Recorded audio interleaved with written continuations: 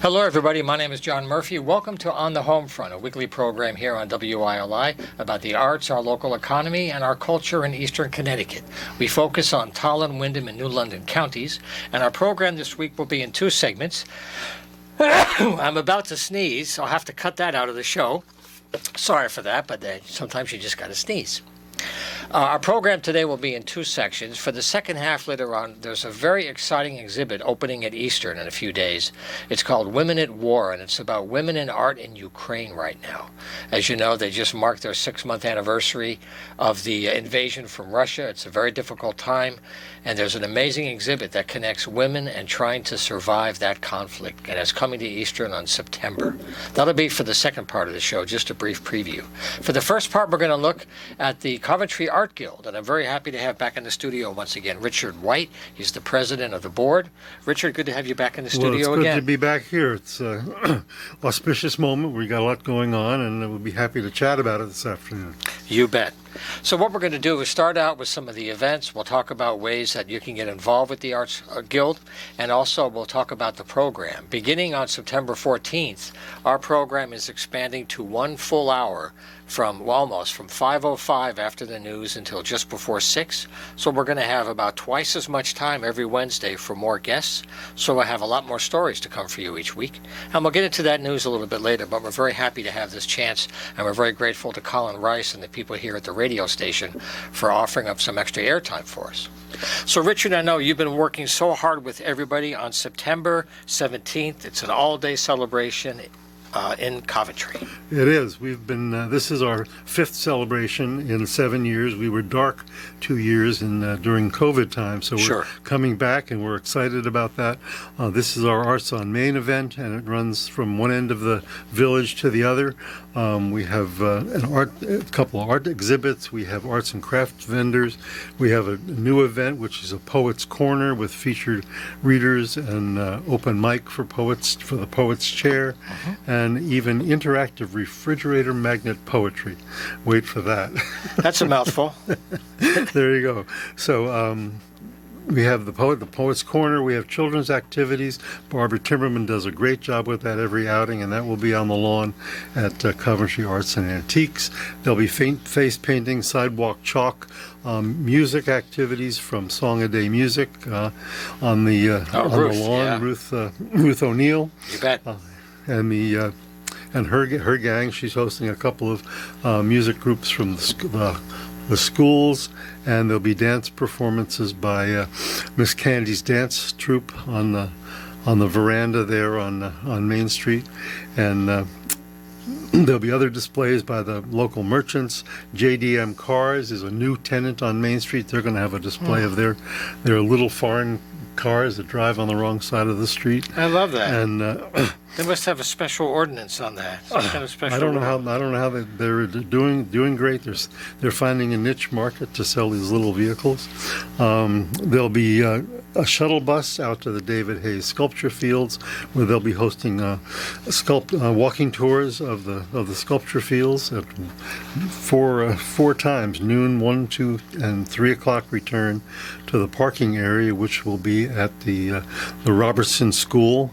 Parking is encouraged there. Yes. As the parking in the village is limited, and lots of stuff. We have a artist members exhibit at Millbrook Place, and there's a music stage in the parking lot at the First Church, featuring some nice bands are playing. Featuring Patty Tuitt, November Sound, Right Moment Band, and there'll be food trucks, four different food trucks, and off to the side at the church there'll also be an exhibition of art from the Coventry school kids. So all kinds of great things up and down Main Street in Coventry on September 17th from 11 to 3 o'clock in the afternoon. You know, the best thing to do is to just plan to leave your car at the school, at the Robertson School. Take the shuttle, because the folks that have parking spaces might have handicap or wheelchair access issues. We want to save the parking for those people. So you could just drive in. You don't have to worry about anything. You can walk around. And the thing that I've talked to Richard about before is this sculpture garden. David Hayes was an amazing collector. And can you talk a little bit about how amazing, this is acres. Well, this is 53 acres. It's a farm where David Hayes, the late David Hayes, worked for 50 plus years on his monumental steel sculpture. He was trained at the University of Notre Dame. He had Guggenheim fellowships, traveled. He lived in France for 10 years where he started his family, and they came back here and settled on this farm in Coventry. From France to Coventry. That's right. And he and his wife raised their 4 children, and it's now managed by the children. I'm very good friends with young David Hayes, who is the president of their foundation, and the other kids, Mary and John, are there frequently working on the grounds, restoring sculptures, arranging exhibitions all around the country. They have a very active program of exhibitions. Right now, there's a large exhibition of I think a dozen and a half pieces of sculpture in the streets of Annapolis, Maryland, for example.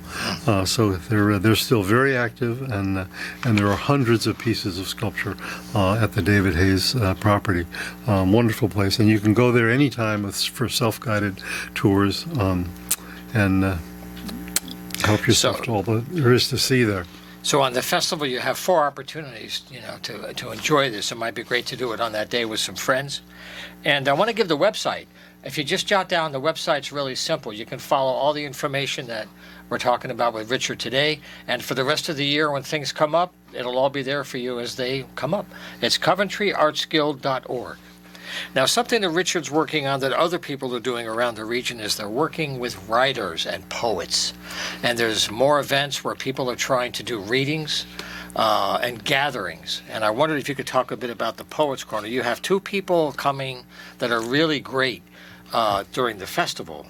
So maybe talk about their talking and what you're trying to do to help new writers get a start. Well, we're really interested in expanding. We have always had good following by visual artists and craftspeople. We'd like to create a really strong artists a writers circle. Right. So we've set up this Poets Corner as an event as part of this Arts on Main festival, and it will feature the Poets Chair with featured readers. John Stanisi is going to read at 1 o'clock, and Ryan Parker, who is the Poet Laureate of Manchester, will read at 2 o'clock. And in the interim, there will be readings by open mic by people who sign up to read their poetry. There will also be an early reading at 11:30. Justin Traskos, who with his wife authors children's books, will read from his children's books at 11:30. There will be also a reading of poetry from the chapbook of Julia Hayes, right, who was a poet and writer, the wife of David Hayes. So that will be around noon. We haven't nailed that down quite yet.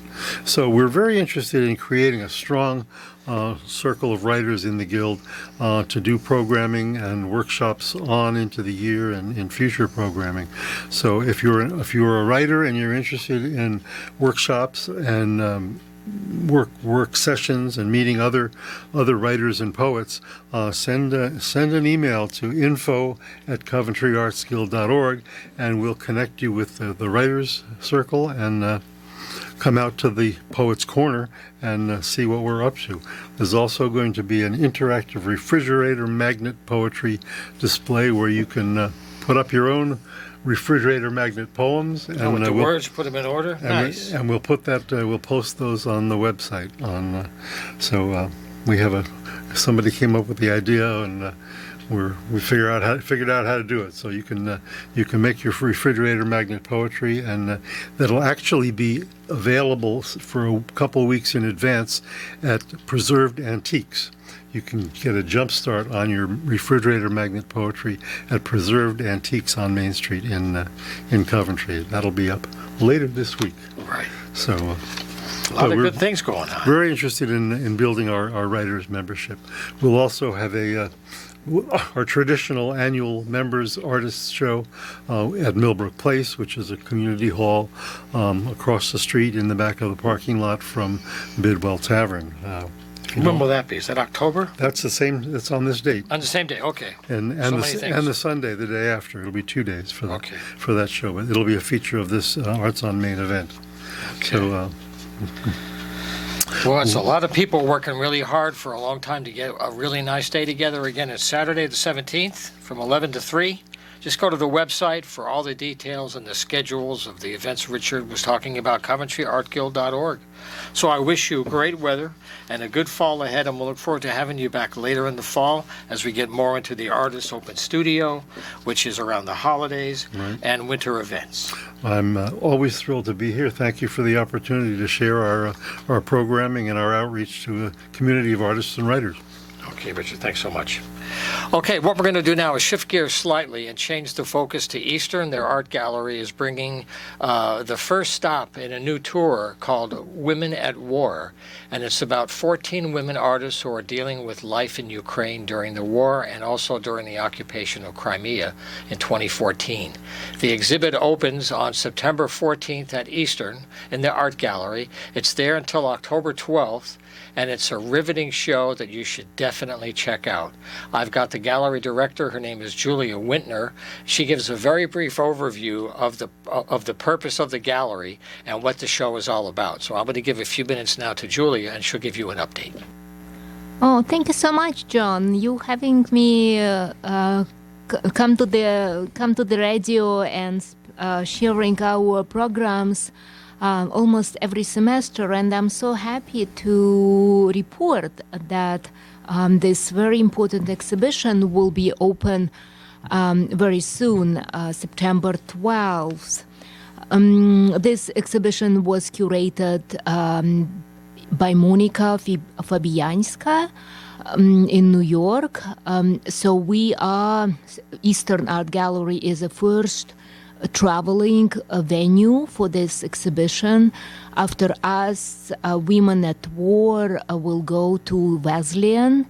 Altogether, it will be seen by thousands of people in the U.S. So it's really fantastic, and we are the first traveling venue for this exhibition. Congratulations on that. And as I read the release, I was excited because in addition to the art itself, there are special interactive events that will bring the art to life in a conversation format. So congratulations on bringing the art itself, and then people can really drill down with some of the creators about that. So can you maybe run down briefly the schedule, without losing us in all the details, but there's a few key events here that can be great opportunities.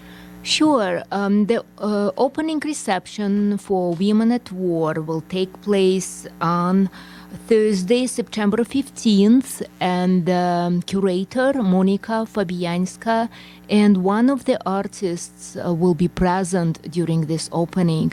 Both Monika and Lesia will give a talk about their artwork, their creation of this exhibition, and the current status of the conflict itself. It's really exciting. It's unbelievable how interesting it all came together.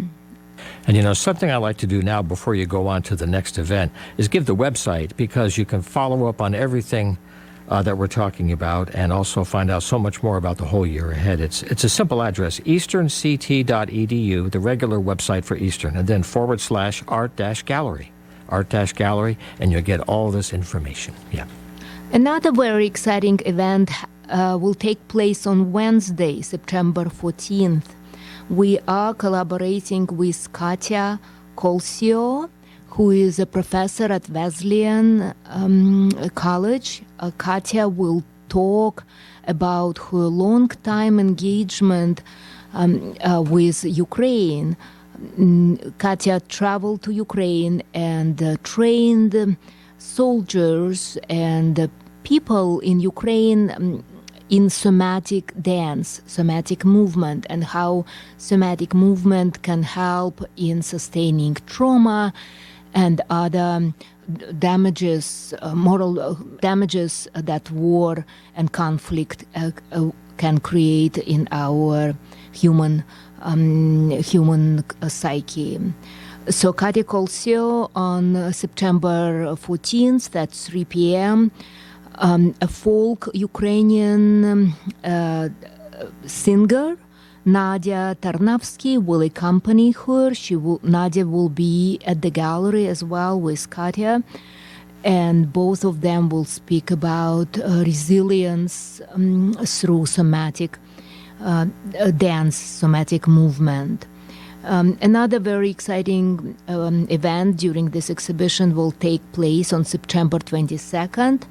We are bringing Aniko Shabo from the Integrated Refugee and Immigrant Services in New Haven.